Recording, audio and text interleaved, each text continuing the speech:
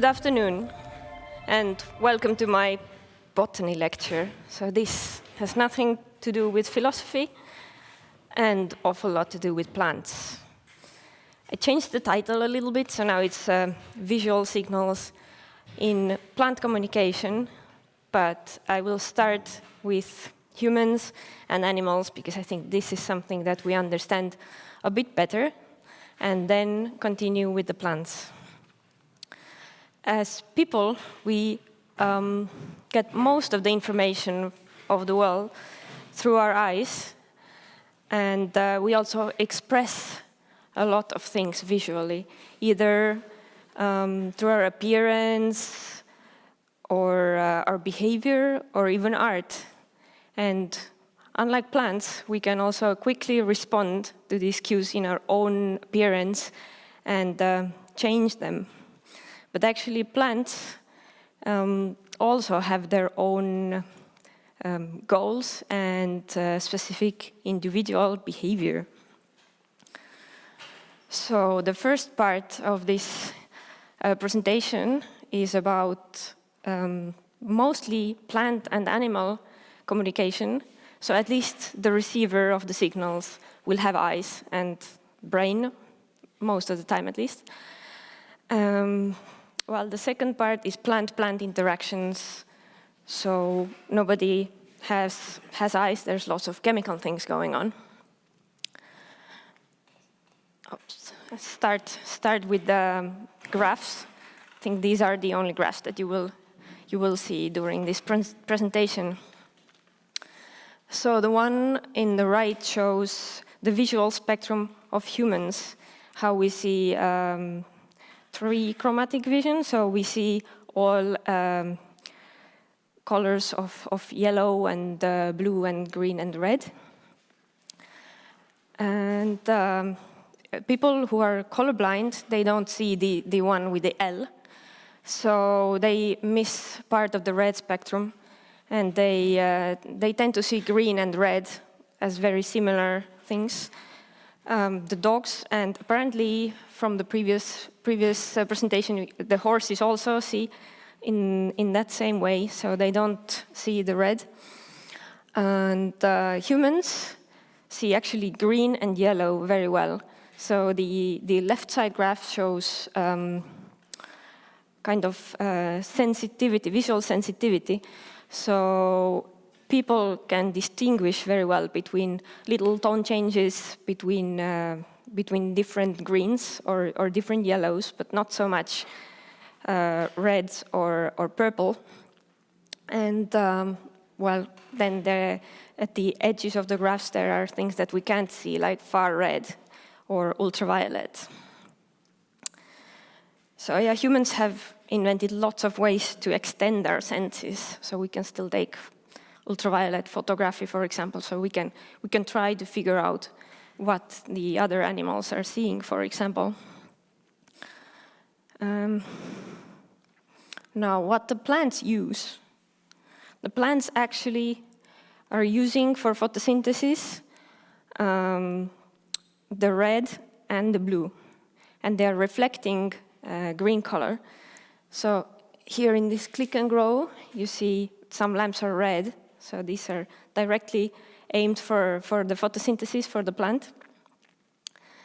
But in addition to red, plants can also use blue. They just kind of peel it as an orange, so they throw away the extra energy and make it also red. And if you put ultraviolet light on the solution of chlorophyll, it actually glows red, so these extra photons show up as red. Now, for the plants, I would say there are two different kinds of information that we can visually find out. There are cues and signals. So the cues are more incidental. They can be learned, but they are more like overheard or eavesdrop things. It's not like plant actively tries to signal something with them. So in this most left picture, there is a red branch of Cuscuta, a parasitic plant, on top of a green plant. And this redness, I would say, is a cue. The plant doesn't signal anything with this being red. It just doesn't have chlorophyll because it's stealing the nutrients and the sugars from the plant that it's growing on.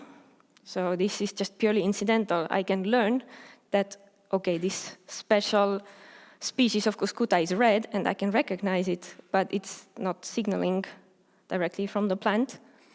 Or this very spindly cactus, the shape of it is just a result of growing in the dark. So it's looking for light, but it doesn't signal anything with this shape, just that I know that plants tend to go like long and thin when they're in the dark. So I can learn and put it in a better light place. While the actual signals, they tend to be co-evolved between animals and plants. There is a clear sender and receiver. So it's kind of intentional almost from the both sides. For example, this red flower is trying to attract butterflies, for example, to pollinate it. Or the wasp being colored yellow and black is advertising that it can sting. Or these red fruits that are trying to attract animals to disperse the seeds. And signals I would divide into two categories, which are eat and do not eat. Now, the eat signals are quite straightforward, friendly. It's usually some easily learnable cue, like color or smell, in addition to a positive reward, a nectar or the fruit the animal can eat. While the do not eat signals, I find them a bit more interesting. They come with a punishment. So usually in plant world, it's some sort of spines or thorns. And in addition, there would be poison or some chemicals with a bad taste. And this can be kind of assumed that they are beneficial for both plant and the animal. But for the second, the do not eat signals part is like, okay, the animal doesn't get harmed. It recognizes that the plant is dangerous, doesn't eat it, but it might still go hungry and it might not find other plants to eat. Now, a little bit of attracting signals. So some kind of visual or scent cue together with a reward. Usually the daytime flowers can have any colors possible because you can see the whole spectrum. And nighttime flowers often are white or pink because in the dark they are just better visible. So this cactus is pollinated by the bats. That's why its shape, the bat face should go there in the middle, so it could eat nectar. And it's also very visible in the dark. The fruits do the same trick. So lots of red fruits are attractive to birds because they're very visible for birds. Birds see the red color usually very well. And some birds also see ultraviolet light. So I read about one experiment when somebody presented birds with the blueberries as they are, with like a little waxy layer on top. And the second batch of blueberries that were rubbed, so the layer was rubbed off, and the birds preferred the blueberries without rubbing. And apparently the waxy layer on top of blueberries can reflect the UV light. So the birds were using this as a cue that they are ripe. Now the bees, they don't see red very well, or not at all. They see it as black. So the red flowers are usually advertising to somebody else, like butterflies or some other insects. poppies that are red, but they have like a black in the middle. This black part actually is UV reflectant, so some of the black flowers are still aiming for bee pollination. And there can be different markings that you can only see in the UV light. So this is the same flower. The yellow is in human vision, how you would see it, and the other one is kind of how the bees would see it. So there are some specific patterns leading to the nectar, leading to the reward for the bee. Also, some flowers can change their color depending if they are still full of nectar or they are already pollinated and empty, so that the bees can choose the flowers that still need pollination. And now we go for the warning signals, which are slightly more complicated. So this is how the warning signals would evolve. It's an animal example because I found it easier to explain. Basically, it depends on what visual capacities the predator has, which colors it sees. And in our case, the predator is going to eat a salamander, which is colored black and yellow. Often the aposematic animals, so the ones that are advertising that they are toxic, are colored yellow or orange, and then it's combined with black or white for a contrast. But they also have to be smelly or tasting bad or even properly toxic, so that this signalization would come with the punishment. And in the worst case, the stupid animal who eats the whole salamander just dies, so his genes are out. A bit smarter one might just bite the salamander and learn that salamanders are not worth eating, and also pass its genes on to the next generation, who are either better at learning or maybe just don't feel salamanders as bad for their health. So it affects kind of the evolution of predator, the things that they can eat, but it also affects how the salamanders look like. So it selects for more salamanders with more clearer markings or brighter colors, or who are more toxic.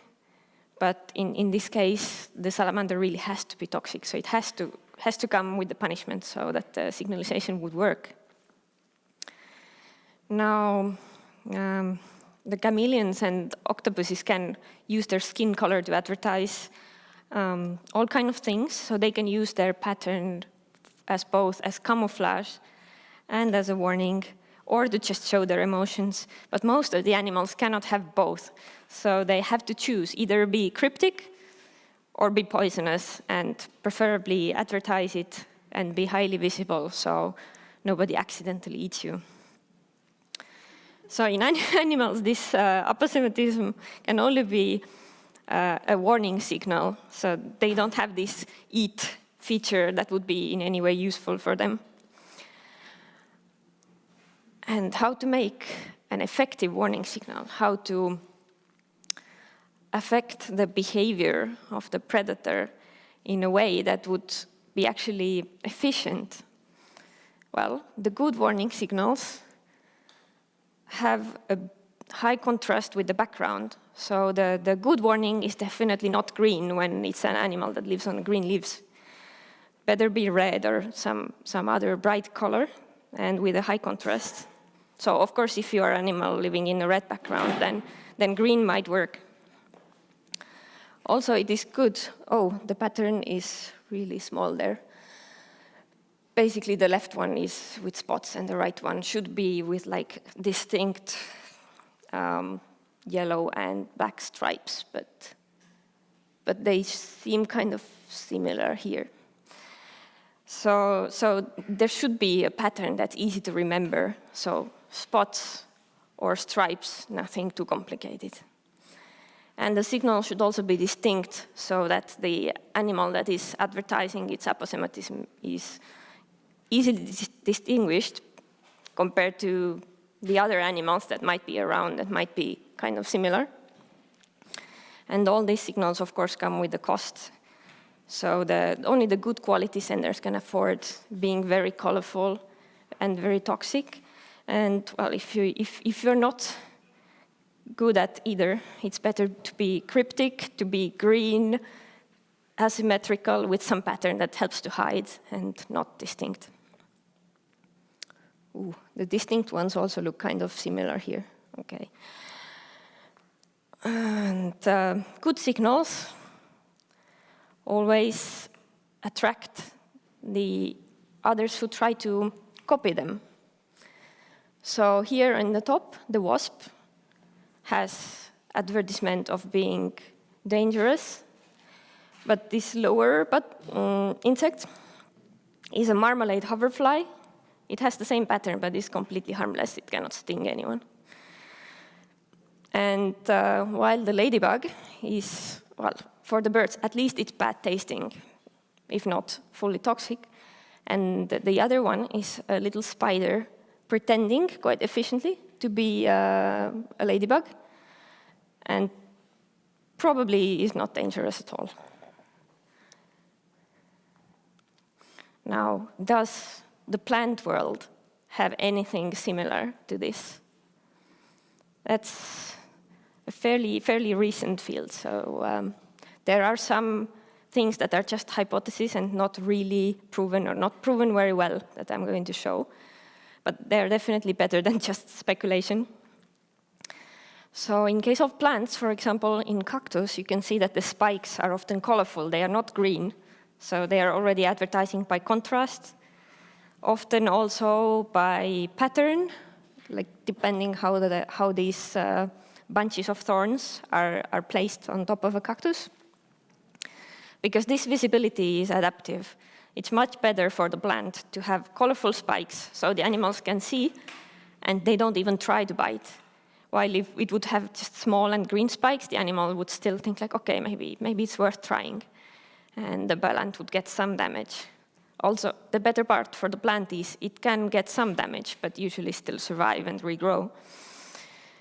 And yeah, the spikes are very efficient. I remember in my mom's windowsill, there's one cactus that has very small spikes, so something like on the top picture, but it's the most evil plant that I've ever encountered, watering the other plants and hitting my face to it. And these are these tiny spikes that are very itchy and can stay in your skin for several days.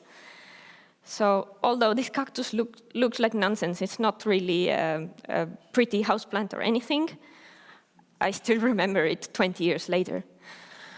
So yeah, and it has this contrast, definitely. So the spines are white. And sometimes plants can even multitask. So the thorns can serve several purposes. So some cactuses have thorns that are kind of hairy. I mean, they can still be sharp, but there are some that are hairy or woolly looking, and it also protects them from too much sun or cold in a desert night. And there's lots of all kind of different menacing spikes and thorns. So the one in upper right is a stinging nettle. This actually has trichomes, not real spikes, but I assume everyone here have at least touched it once. So it really stings. And then you kind of remember how it looks like. And if you think about it, there are some other plants that look kind of the similar way, but they are just copying the stinging nettle and avoiding herbivores by this. And the canary date palm, the thing that is very common in Spain, apparently in city decoration. It also has colorful, long spikes. The picture says that they're deadly. Well, they're deadly if you really just fall onto them. But they can be quite bad if you get one of them in your skin and it breaks and you get inflammation, because some of them might be covered with some bacteria that cause toxins in the body. So definitely not worth touching. And then there are some others that are just looking threatening. I think the middle one is bamboo, and then there is some relative of artichoke. So if the spikes work so well, then they are definitely worth copying. And sometimes they are even copied by the same plant. So this is called automimicry. The agave here has white spines in the edges of the leaves, but it also has white markings in the middle that are not sharp at all. They are actually quite soft, and you can just scratch them off. And it's proposed by Simcha Leviadun that this is not just something that happens because the agave in the beginning is squished together and then it opens, but it serves a purpose to signalize to animals that there are more spikes than there actually is, because the animals, maybe they don't look that closely. They just go on and find something better to eat. So of course they have to be visible, contrasting. Some plants have, in addition to the white, also some yellow markings on the edges. And yeah, some plants also have hair that looks like spikes, but is not sharp at all. So these red things here are hairs on begonia. They're not sharp or not stinging, but they are bad enough that the animals wouldn't want to eat it. Also, some species just make flower buds or leaves or fruit that appear sharp, but they are actually not. So this can also be considered like faking this sharpness, but yeah, if animals can see it, they might decide not to try. And some poisonous plants don't advertise at all. Like these are 3 very poisonous plants from North America, I think. And for me, they don't look anything special at all. I haven't seen them in the nature, and if I would see, I wouldn't consider them special in any way. But actually, they are very dangerous, so they can give you like a skin rash almost immediately. They are phototoxic, so if you get sunshine on top of this, touching this plant, it's even worse. And yeah, this made me think that actually almost any plant is toxic to someone. And well, sometimes this is just incidental, so it doesn't make much sense. But citruses, for example, are toxic to cats. Lots of things are toxic to food, toxic to dogs that are not even herbivores at all. And lots of the toxins that plants have been using to protect themselves from herbivores or insects, people are just using them. You were probably using them during the lunch break because caffeine in the coffee to keep you awake during this. This is actually a plant defense mechanism, and so is nicotine. So it's really individual which plants are toxic. For example, for me, coffee doesn't work very well. I shouldn't drink too much of it. Some people can drink awful lot of coffee and still not feel bad about like any of these effects. And it's also really individual to species. So some birds are adapted to eat poisonous berries, the berries that would harm humans or mammals, but the birds eat them without any problem. So what about toxic fruit? For example, this on top picture is nightshade or belladonna, and it's adapted to be dispersed by some specific species of birds. So it has to wait quite a long time for the right bird to come along, and it's very poisonous to humans. I think it's also one of these that has the UV reflectance. It tends to be that the fruits that are waiting for the right specific disperser for a long time are toxic, and the ones where the right animal or person comes along very fast are not. So the plums, for example, they're not toxic, but they can still affect your digestion quite a lot if you eat too many. And this is adaptation by the plant side. It just doesn't want to be in your digestive system too long, because then the seed might get digested and it can't germinate. Some other plants do the opposite. So they give a bit of constipation for the animal who eats them, so that the animal would take the seed far enough from the mother plant before it comes out. And in some cases, just the whole plant is toxic, and we don't know why. So this little green pebble in the bottom is manchineel. It grows in South America, and it's called, I think, death apple in Spanish. And it's really, really poisonous. It's one of these that you touch the leaf and you get blisters. But it's so bad that basically the sap of it takes the paint off from the car. And if you eat it, you die, like quite certainly. Well, I read from the internet that it tastes sweet and peppery in the beginning. But I don't want to know how they determine this. Apparently, some iguanas still eat it and live on the plant without any problem, so maybe it's just adapted to be dispersed by these iguanas.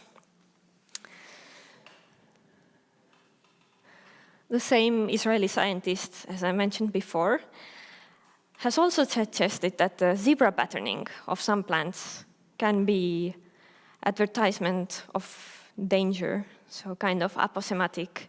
I mean, it definitely ticks the boxes of contrast and kind of repeated memorable pattern. So while there are proposed some other functions for it, like defense from the sun, for example, or it might mimic the insect damage, so that the insects that live inside the leaves would be making these white tunnels. But this looks like too many tunnels. So this is probably just dazzling coloration to confuse the predators, so they would not really see for sure where to bite. It also has spikes on edges, on top of being poisonous. And these zebra markings are also visible even in the dark, or when the herbivore is colorblind and can't really see the green very well, it just sees it black and white. But it still sees it, and he suggested it's like a signal of being very spiny, because there are many plants like this around in Mediterranean region. I think he determined at least 10 species that have this kind of colorization together with the spines, and some of them had also poisonous latex inside. So it could be this, or could be just dazzling, so the insect doesn't know where to land, or the animal doesn't know where to bite. But yeah, I would vote for the aposematic colorization. It's just, these things are difficult to prove experimentally, but as a story, I like it. There is also option to just kind of mimic the patterns that are supposed to deter someone. So some leaves may appear like they have bird poop on them, but actually they just make this pattern themselves. Or some leaves have this kind of white stripes and spots. It looks like insect damage, so the insect might see, oh, there is already, it's colonized by somebody, so it's probably full of defense chemicals and not really worth trying eating it, and goes away. While the plant is actually, aha, no, I am like this. Yeah, the fungus is a bit tricky. So in some cases, the thing that looks like fungal damage is fake. So it's just made by the plant. And in some cases, it's very much real. This leaf is from here. And I said it's very common. So this is a tar spot fungus. It's not very damaging for the plant. But from far enough, the animals might look like, oh, there are holes in the leaves. So it's not worth eating. Or yeah, it's already colonized, or recognize that there are fungi, but probably the leaf is like not very good to eat because nutrients are already inside the fungi. Or in the worst case, the fungi themselves are toxic for the animal, while they are not toxic for the leaf. So the maple trees, they don't die of this. I don't think they suffer much at all. So you can send the leaf to the other people. And then there is one more box to tick, a symmetry. So before I said that the cryptic things, the things that are good at hiding, should be asymmetrical, because animals, or even people, they have a tendency to look for symmetry. They just notice it better. So it might be a signal is stronger when it's associated with symmetrical pattern. So in these Cyclamen leaves, it grows under the forest, so kind of in a shadow. And you could think this white and green colorization could be this zebra thing, or it could pretend that it has another leaf on top and it's just dazzling and confusing. They are quite poisonous, but yeah, it's a bit debatable if this is advertising or it's camouflaging. Maybe it depends who is looking at it and how good this animal is at distinguishing different shades of green and different leaves from each other. Yeah, and these other leaves that are a bit small here, this is just a forest floor from Estonia. There are a lot of symmetrical leaves with like 3 parts.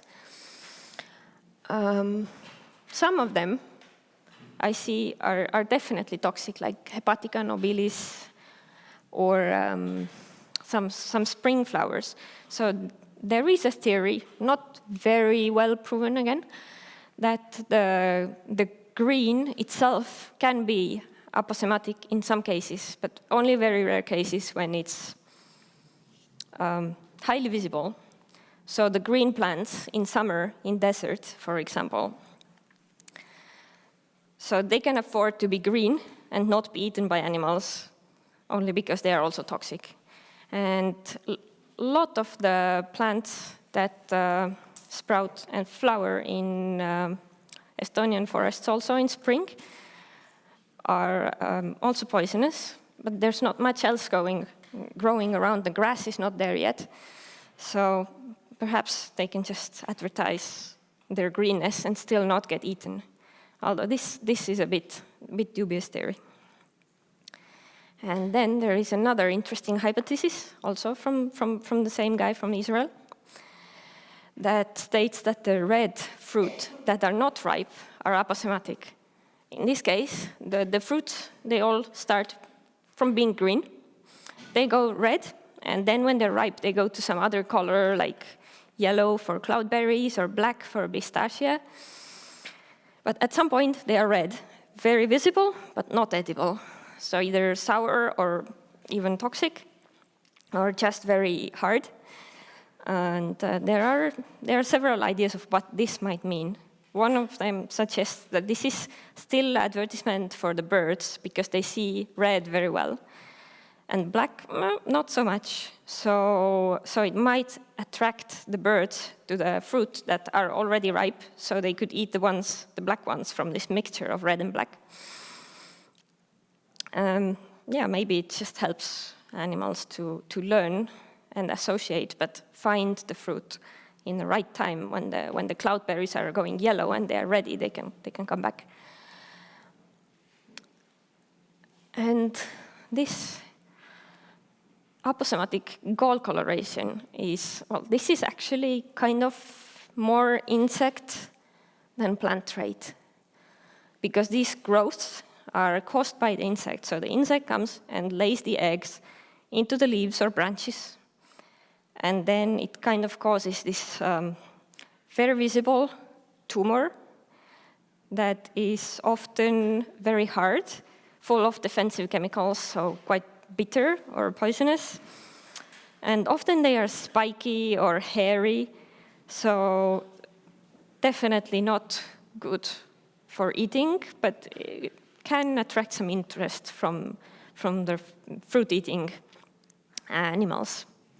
But really, they are not fruit. They are just incubators for these little insects growing inside there. So it is presumed that there might be some selection by the fruit eaters for them to be like more hairy or more spiky, because I guess some of them accidentally get eaten, but not very many. And mammals are usually good at learning and avoiding things, bad things, or often they are not even that fond of trying to eat new things. I mean, I would be rather curious but careful, seeing some fruit that I haven't seen before, and maybe try to eat it only if I'm really starving. And this is the last from the plant-animal part, crypsis, which is not really a signal, it's kind of the anti-signal, blending into the background, pretending to be a rock or something other non-living. So this is Lithops, the literally living stone. When it's mixed with real pebbles, it just really looks like a rock. So if you don't look it from the side, it's usually inside ground until almost to the top. And animals usually overlook them and don't eat them. And the second part, in this case, in plant-plant communication, obviously they don't have eyes or brains, but these monstrosities are parasitic plants, Hydnora africana. So it takes the nutrients from the roots of other plants, but it also advertises for the flies who pollinate it. That's why the flower looks a bit bloody or dead. It's definitely stinky. So it's doing this both attracting the flies and kind of deterring the actual herbivores from eating it, because it looks like dead meat. Now, mostly, the plant-plant interaction things are cues, and they're chemical, so not visual, they're underground, it's dark, there's not much to see. But for example, the signaling goes on for forming the mycorrhiza, so kind of making a symbiosis with the fungi. This is clearly signaling plant sends some chemicals to attract the right fungi. Parasitism, I think this is more of a cue-based. And then there could be cues of competition, just some plants seeing that somebody is taking the nutrients, but also just seeing that there are chemical traces of the other plant in the soil. Now, the host-parasite signaling, this can be just overhearing the communication between plant and fungi. So instead of getting mycorrhizal symbiosis, the same signal accidentally attracts the parasite. And the parasites, they clearly prefer some hosts over the others. So they have like preference of chemicals of, let's say, tomato, but not for the wheat. And host plants can actually fight back. So they can emit chemicals that are also deterring. They are signaling to the parasite that I'm not a good host plant, go find something else. And usually this signaling is honest. So in addition to signaling chemically, I'm not good host plant, they actually are not good host plants. So they have some additional defense mechanisms, like to chemically fight with the parasite. So this is like a real signaling. So again, the same as for animals. The parasite wins by not growing on the inappropriate host, but if it doesn't find any other host, it's still going to die. Now, Alalopate is just a chemical warfare between plants, really. So it's not very specific. I wouldn't call it a signal. It's quite indiscriminate. The plants just try to kill their neighbors, no matter what neighbors they are. Well, except their own species. I mean, they're immune kind of to their own poison. And this can cause, for example, invasiveness. So this flower here is Lepinus Polyphilus. It's from Asia, but here it grows in New Zealand and very effectively makes these big monocultures and just takes over the whole ecosystem. So it's only this, and it kills just the other plants around. Now, this slide is about kin recognition, which is basically my own research topic. I try to just really briefly describe it. The only picture that doesn't make any sense, but I wanted to put a picture here because all the other slides have. So this is very chemical. But basically the principle is be nice to your relatives. So determine which plant growing next to you is genetically similar to you, and then compete less with this one and fight more with the others that are not related to you.